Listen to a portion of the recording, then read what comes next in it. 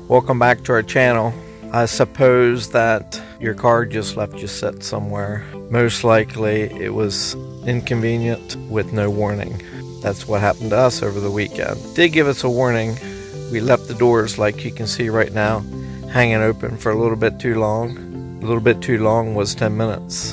And then the battery won't turn the car over when you need to jump in and take off somewhere for a quick errand or so. That's about the only warning we had, and that's the case most times. So you're at the right place, because I'm going to show you how quick and easy it is in just a matter of no time change this battery out.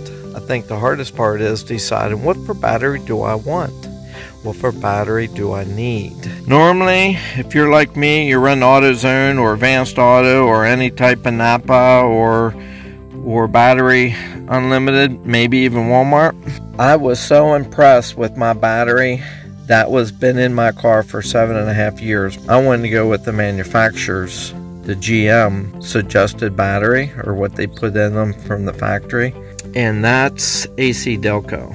And of course you can't find many choices on Amazon or anywhere else. You can find a 36-month. I'll put in the description below the different choices. Maybe you want Interstate, maybe you want Die Hard, or maybe you're like me and you want to put something in similar to what it was, since it did such a great job.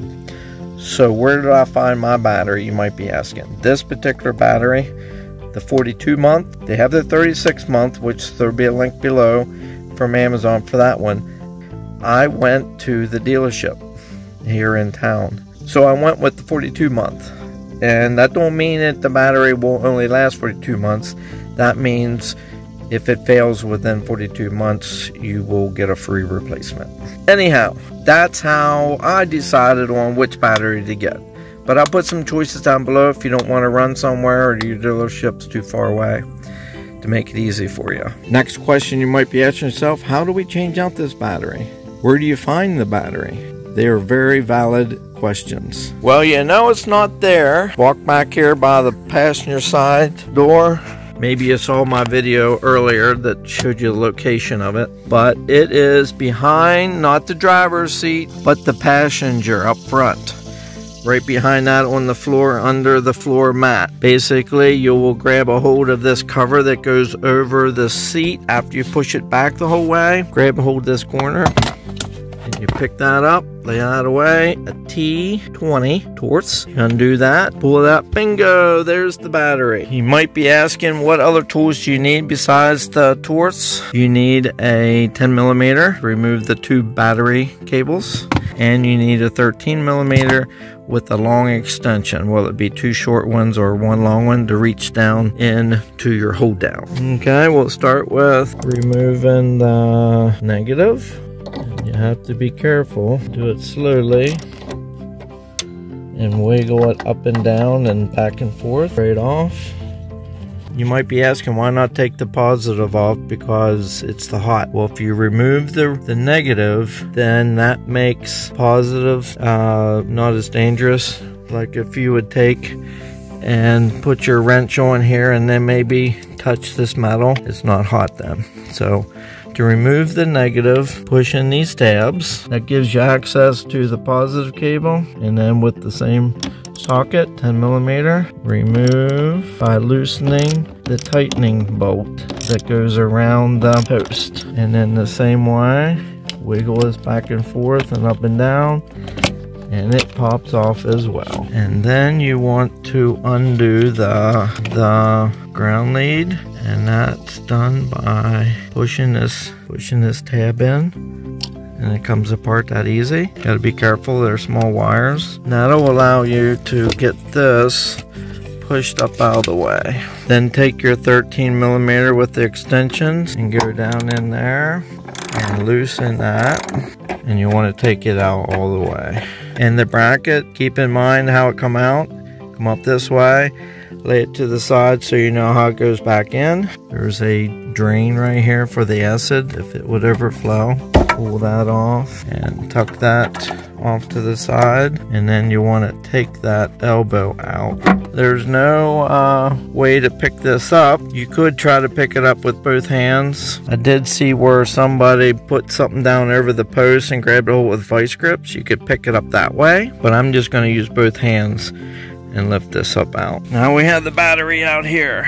What's nice about these new replacement batteries, it's got a nice handle. We got a hole on this side and a hole on this side. You only need one drain, and if you take this cover off, you'll see that here's the spare or extra drain, or maybe not extra, but a drain that needs to go in either side.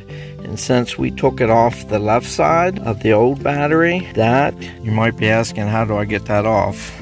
If you have some time, just go back and forth many times and it'll pop off, or take a pair of pliers and that comes off, and then just press it in there like that. I like to put that back one just for safety purposes. You pick the battery up and drop it back, drop it down in here. Now it would make it a little easier if I'd run this seat up the whole way, but we're out of luck. We can't move it up now. The battery's out, so there's no power, but it's okay. It wasn't that hard to get in there. Just do the directions backwards.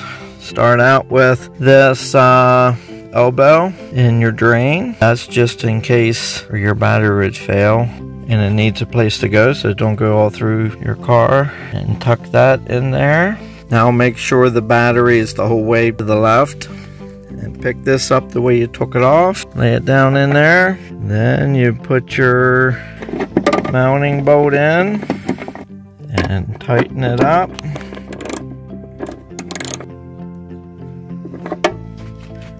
That seems to be pretty tight. Then we remove this protective cover, and then you go ahead and slide this around and put that down into place. Make sure it's seated down the whole way, and then you tighten it. And it's tight. By moving this back and forth like this, make sure it's not loose. Might be a good idea to put a little bit of Vaseline on that post, and that helps keep it from corroding. And then put that back into place. Now the next step is putting this ground lead back together. Snap it in, make sure the clips pulled up. Just a little piece of sandpaper or emery cloth. You can just get a little piece and just run it around the post. And of course I'm going to do the positive side since I put that on without it. And then put that on, tighten it like we did the front. Basically what that does is there's a cone in there, and then it kind of pulls this together, makes it tight. But be careful not to strip it out. Then you got little clips right here. Tuck that under, push this down, tighten up the screw, and you got this cover. Tuck that down in right here and push that all into place, and another job well done. So what you want to do is go over and turn the ignition, see if the thing fires up, and you'll be back in business. If you saw this information helpful, which I hope it was, give it a thumbs up. If you have any questions, put them down in the comments below, and subscribe for other Buick do-it-yourself videos. I'm going to get ready to change the air filter and the oil filter, change the oil. Until the next time, have a great day.